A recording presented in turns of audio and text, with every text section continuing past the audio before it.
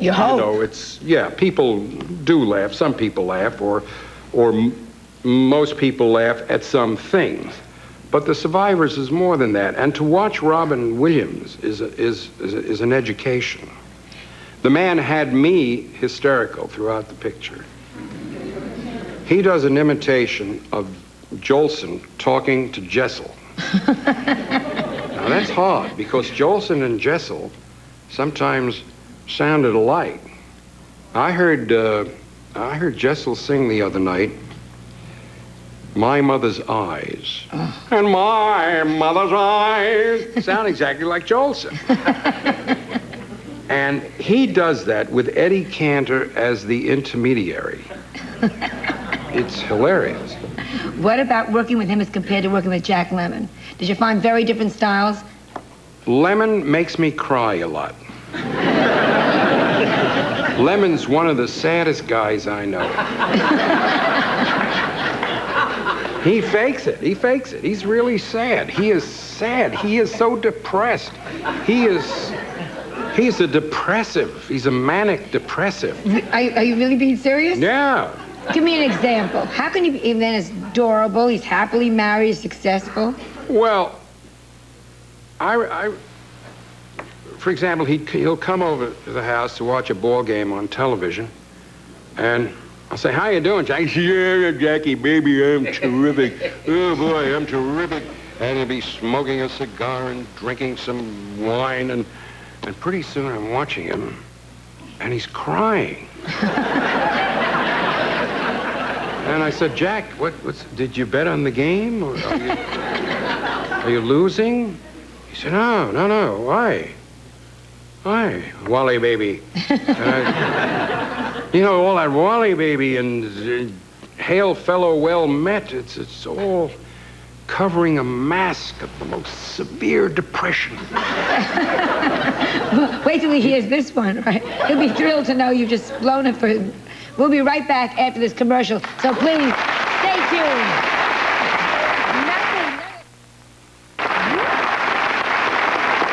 Talking with Walter Matthau. Hey, Doc. And Doc. Sit here? This is it. I'm just listening He to just all sits and wonderful listens. things. You just sit here? Thinking about you and Casey's shadow. Casey's Shadow. Yeah, I love Good that. picture. Oh, Love yes. that. What was your favorite picture that you did? All your pictures. One that Jack Lemmon directed, called Koch. Oh, I love that. I love that. Yeah. That was hard because you played the old Played Koch. I man. played a guy with a white wig. Yeah. Gray wig. I mean, the guy was about 78 in the movie. And we were doing a scene in the park here in Hollywood, and a woman walked up to me and she said, "Aren't you Walter Matthau?" I said, "Yeah." She said, "My goodness." They certainly make you look younger in the movies. What was the movie? If there was one movie that you're ashamed that you've done, that you would say, "Oh, God, I don't want to see that on television," what would that have been? Was there anyone that you felt that way about? I'll tell you in a minute. Gangster Story. Starring? Me. And about nobody else? No Mall? The gun moll was my wife, Carol. Oh, okay. I directed the movie and I wrote it. And I did it on weekends. I was doing King Creole with Elvis Presley in 1958. And this fella gets a hold of me, this doctor, and he says, "We have an idea for a script. You can do it on weekends." And I met him. Did you meet That this guy, guy? yeah. And I did it on weekends. It took me about a year of weekends to finish the movie. It's just a dreadful movie. It's about nothing, and it doesn't have any follow-through. And yet, Allied artists bought it, and it's shown 3 times a week on television, 4 o'clock in the morning. Is that how you met your wife? On channel 71. Is that how you met? Because you're married a long time. You have one of the good marriages in Hollywood. Yes. No, I met her in Will Success Boil Rock Hunter on the stage. I was late. I was in the Pocono Playhouse, and I had to be ferried out by an Army helicopter because there was a big flood. And Jane Mansfield was playing the lead, and my wife Carol Grace was understudying her. And when I got to the Morosco Theater, Mansfield was out doing some publicity, and Carol was there. And in the first scene, Carol, the girl is having a massage, and I come in, I'm the writer, and I pat her on the fanny, and I say, "Rita, baby, how are you?" Well, I patted Carol, was taking Jane Mansfield's place because Jane was out doing publicity. I patted Carol on the behind, and the next day, Jane Mansfield came in. And the next day I came in and I said, "Rita, baby, ah!" Because Jane was very into physical exercise, and she had a very hard tushy. and I almost broke my finger. So I said to George Axelrod, who was the writer and director, I said, "Who's that other girl with the soft tushy?" And that's how I met her. We'll be back after this commercial to talk a little bit more with Walter Matthau. So please, stay tuned right after this message. Thank you. Kellogg's Special K, a delicious way to help stay in shape. You stretch. Talking with Walter Matthau. You now are in the movie The Survivors with Robin Williams, right? And The Survivors. Go see it, for crying out loud. The Survivors. It's very funny, and it's deep, too. Oh, don't tell him that, they won't go. Just say it's very funny. But you brought us a clip. Can we see the Well, I mean, it's deep enough, you know. I mean, it's not that deep. Can we see the How clip? deep is it? It's very good. I like that. It's. Is this the Johnny Carson show? Do we have a clip that we can see? Yes. All right, can we see the clip? Would you like? I hope do you have so. to set up the clip to tell us what it's about? I don't a little know. bit? I forgot. Well, it's in a diner, and I've just been in an unemployment insurance office where an Indian lady tells me I'm not eligible for unemployment insurance, and I tell her I'm sitting here until somebody I can talk to comes over. So she opens her drawer at the desk, and she pulls out a can of mace, and she hits me in the face with the mace, and I run out, and she hollers, "Next." So I run to a diner, and I'm still wiping my eye, and Robin Williams, who's been fired, he's a dental salesman. He sells teeth to dentists, and he's been fired by a parrot. By a parrot? Yeah, because the owner of the dental equipment supplies is too yellow to fire him himself. It's very funny. You know? It's very funny. So he's fired by a parrot, and he was kicked out of the unemployment insurance office, too. So now the both of us are sitting there having a cup of coffee. I don't know what happened. Something happened. And we should see the clip. Okay.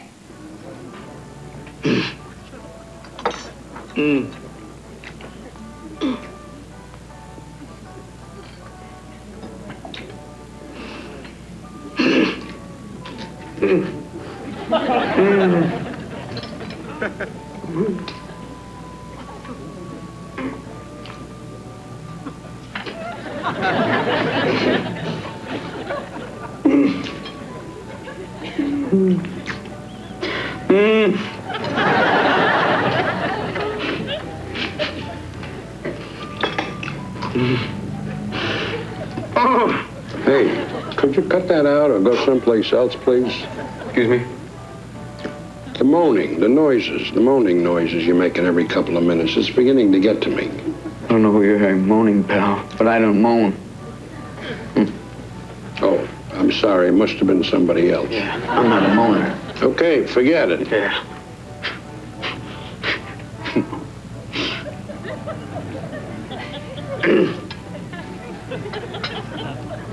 Wasn't a moan. I was just clearing my throat. I was pushing to clear his throat.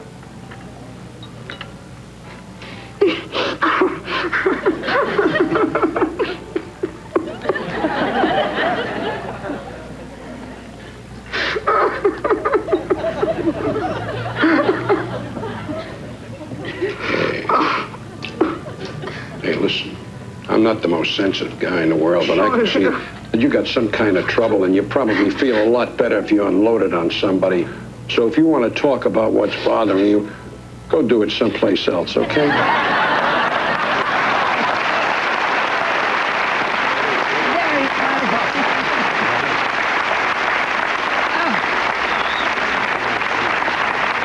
That's very funny. It's funny.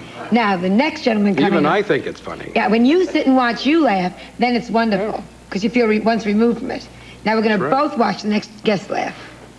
Okay? I know him. I know him too. He's enormously talented. Again, a Broadway actor who made good. He's in a new movie called Angel, and he makes me laugh so hard. Mr. Dick Shawn.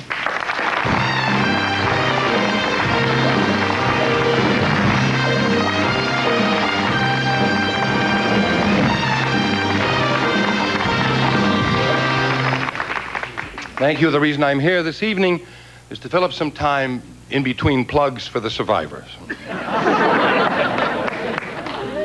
Thank you for the applause.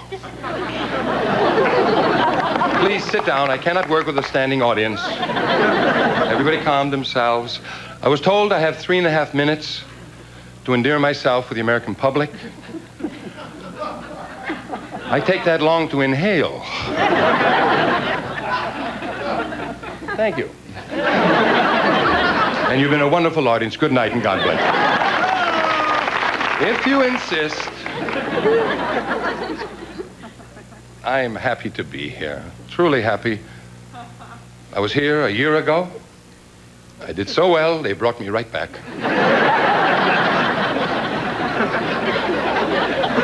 But I understand why. You see, there are 2,850,000 working comedians in this country. And you have to wait your turn, so they used up the 2,853,000, and here I am. Oh, God. Most of the comedians today copy. Richard Pryor set an example for them to be filthy. It's a new kind of show business. Eddie Murphy, big comic. People like me who were taught to be clever have a problem. They want to talk like that.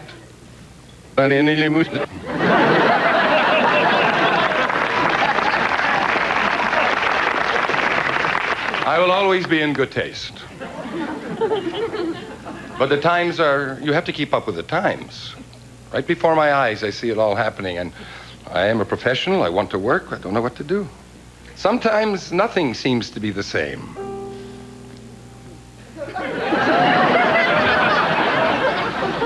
Sometimes nothing seems, and I don't seem to be as cool as I was. Wow, yaka.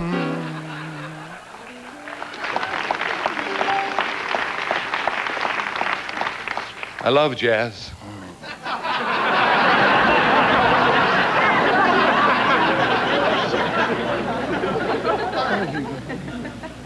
Maybe it's the nature of the biz.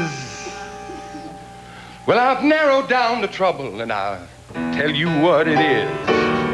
It's not easy being white. Struggle just to get your rhythms right.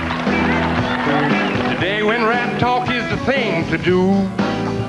When I try to rap, my words don't rhyme. I sound like an old baboon that's been sucking on a lime. Oh, nuts! It's not easy being white.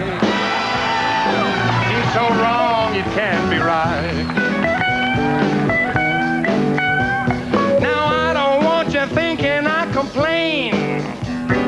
Lord knows nothing ever is gonna stay the same. I can take the good times with the bad.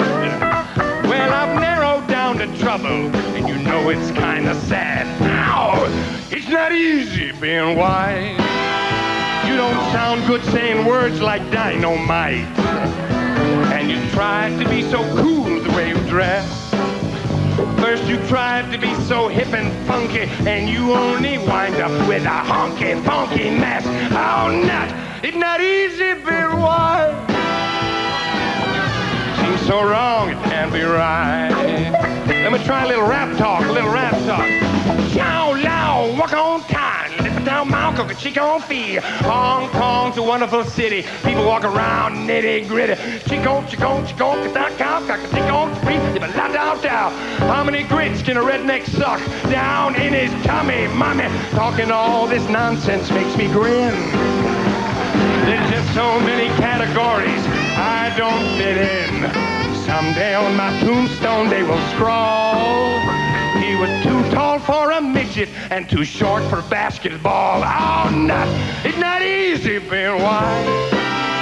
They can pick you off too easy in the night, and you spend your summers frying in the sun.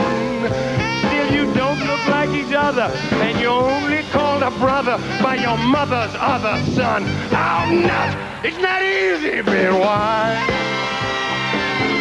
Seems so wrong it can't be right. I tried, Lord knows I tried. Yeah.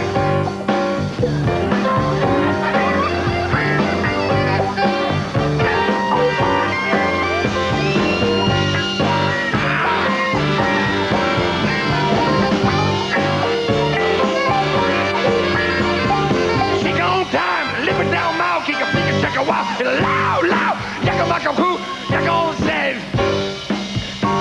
You can talk about your women, but you ought to see mine. Hair on the head like a bowl of twine, skin on the belly, tight as a drum. Every time she walks, she goes bum, bum, bum. Thank you, I'm very happy to be here.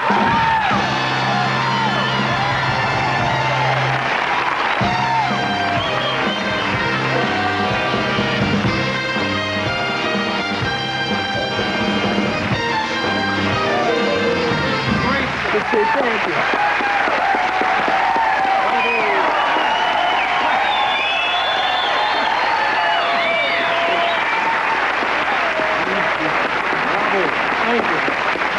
I think they liked you a little bit. 3.5, right on the nose. Perfect. Now, would you like a Kleenex before No, we I don't start? smoke, thank you.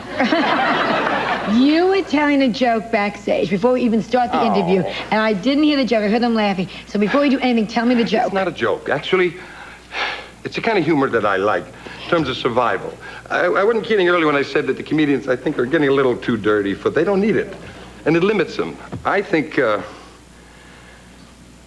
well, I believe you can get a laugh on a human joke. And I like to deal in survival, man trying to survive. 3 little mice, sweet little gray mice, sitting in a corner eating a piece of cheese, each of them so happy. The mother watching, beaming. Suddenly, a huge cat, the family cat, the shadow, stands over the little mice, licking his chops. The little mice were so frightened. Oh, mommy, mommy, mommy, please. Do something, mommy, the horrible cat, please save us. And the mother, like all mothers with their incredible maternal instinct, looked up at the cat, opened her mouth and said,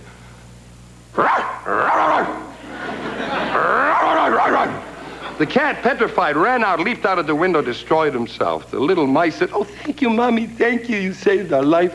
Where did you learn how to do that? The mother, in all her wisdom, said, it pays to have a second language.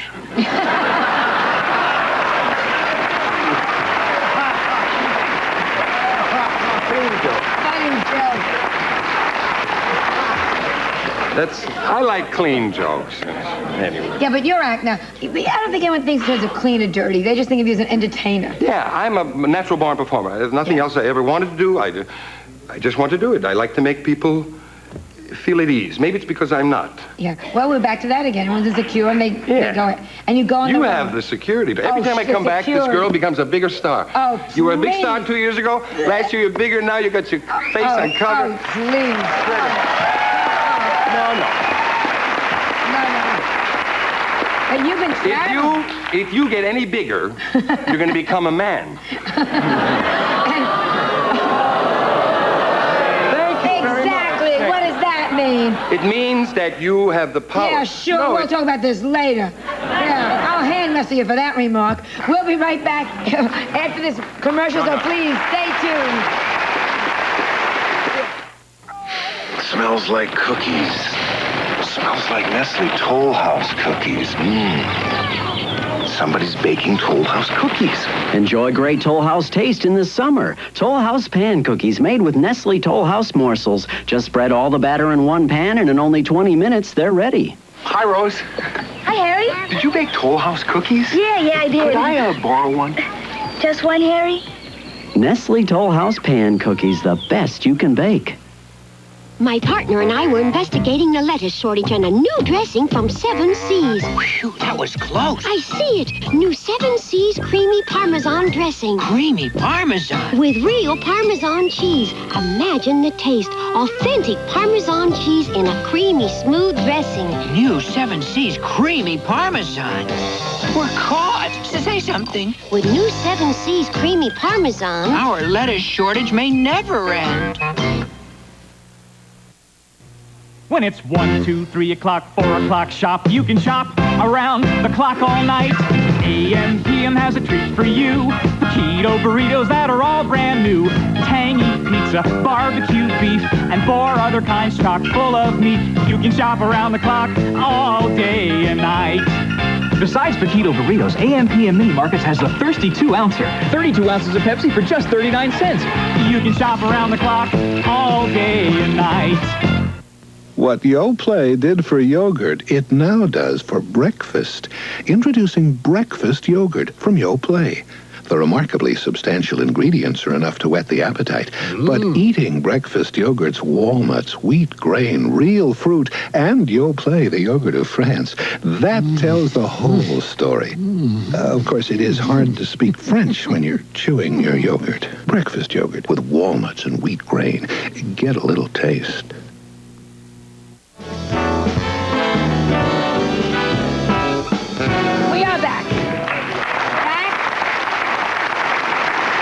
Talking with Walter Matthau from The Survivors and Dick Shawn. We have to mention quickly, your new movie, Angel, before we bring on our next guest, because we didn't have a chance because you performed. But our next guest is Jackie Collins, who has written such wonderful, trashy, fabulous books as... No, wait till you hear the titles, you know what I mean? She's written The Bitch, The Stud, you know, it's not Kafka.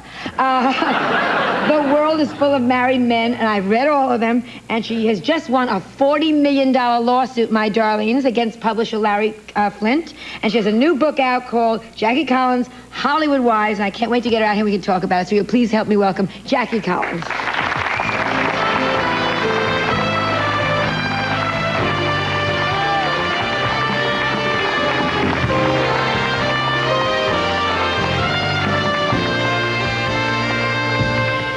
$40 million. Did you just die?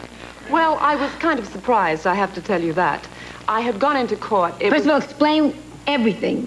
Everything? Yes. Why did you sue somebody for $40 million? I sued them because there was a picture of a girl in a magazine, and they said, here is Jackie Collins rolling around in the nude in an orgy. And it was not me. I have never posed for nude photographs in my life. And I felt that they did it to me because I was a woman. They thought, well, we can get away with it. I told them it was not me. I put an injunction out on the magazine. I said, this magazine has to come off the stands. They ignored a federal judge. And for 3.5 years, I fought this case because I thought, if they can do it to me, they can do it to anybody, you know? And was it a good body? It was a flat-chested blonde, let's put it. Oh, well, you owe me. Go ahead. If it was a great body, you wouldn't mind that much. You take $20 million in an apology. Well, you know what I felt? I felt like the small person against the big organizations. Right. And it was a real kind of sleazy magazine. And I thought they are not going to get away with this. And I just kind of pursued it. And it was such a great feeling, you know, when this jury said to me, you have won this amount of money. Because they weren't awarding it to me. They were awarding it for women. They were saying, women... Yes. Yeah, absolutely. Have you started spending the money now? I haven't got it yet. I'm sure they're going to appeal and do all kinds of things. But if I do get it, I very much want to put it towards rape crisis centers here and in England, because I think that women need all the support they can get. Oh, absolutely. But you'll keep some. Yeah. Well, now, if you get $40 million, does your lawyer get 20? My lawyer, who is called Roy Grutman, used to go to school with you, Joan. I know Roy. Oh, isn't that He sends you his best regards. Oh, I send him hugs and kisses back. Oh, Roy, I was the body next to her in the orchard. He told me all about you at school. He told me all about you and Eddie. Eddie? Eddie? What a short memory you have. Honestly, there was a guy named Eddie? There was a guy named Eddie. He remembered him. Maybe you don't. No, well, obviously, Eddie... Eddie never called. Oh. It's the story of my life. Did Eddie call? My mother said no. It's just... So now what are you going to do now? You're going to stay in this country and... Oh, I love this country. I absolutely You're English, love though. America. You're Joan Collins' sister, right? Yeah, and I have been here now for 2 years. Well, I was sitting in St. John's Wood writing Hollywood Wives, and I thought, this is enough already. I have to get myself over to Hollywood. And I had written a book called Chances, which was my book before this, and that was all about America. And I thought, I love America so much that I have to be in America to write, because I only write American books. And so I figured Beverly Hills was a good place to do it, and I wanted to watch the Beverly Hills ladies at work, and the Beverly Hills men, too, of course. Well, in your book, it gets very raunchy. You know, I guess is it this could call book it where raunchy. the couple is making love, or is the last book? Because I read them. They make love in all my books. No, where they get stuck. The one where they get stuck? Yes. You're giving away the plot. No, and they were upset. This is kind of a bizarre happening, I must say. That's not so. Now, that couldn't happen in real life. Oh, it does happen. When I was... Oh, please. It does happen, Joan. It really does. It may not have happened to you, but it does happen. I was in the south of France when I was about 13 or something, and I was standing on the pier watching everybody go water skiing, and suddenly there was a great commotion, and this ambulance came racing down the pier, and this couple was brought in on a motorboat, and they were actually, how can I put it? Stuck. Yeah, that's very good. That's really victory at sea. I mean... But you know, these things do happen. It's a medical fact, and I'd never read about it before, so I thought, I'll put it in my book. What the hell? I was writing a Hollywood party, right? And Which I want to talk about. This guy was late for the party, so I thought, how can I have him so he's so delayed there's no way he can get there? Now, tell about Hollywood parties, because I love that. In the book, you discuss the A parties and B parties and... You know. Well, I think at the A parties now, everybody is so old, they're called the dinosaurs. Nobody wants to go to them anymore. And the B parties are full of everybody who's very respectable. And the C parties are the ones where you have all the fun. You've got all the rock stars and you've got all the up-and-coming actors. And are they up and coming? Which ones do you go to? I like to get my reports from my friends the next morning. They call me. I find parties rather boring, actually, but I do go there because I feel I've got a duty to tell everybody about We'll talk about parties after we do this commercial, all right? We'll be right back talking with Jackie Collins, so please stay tuned.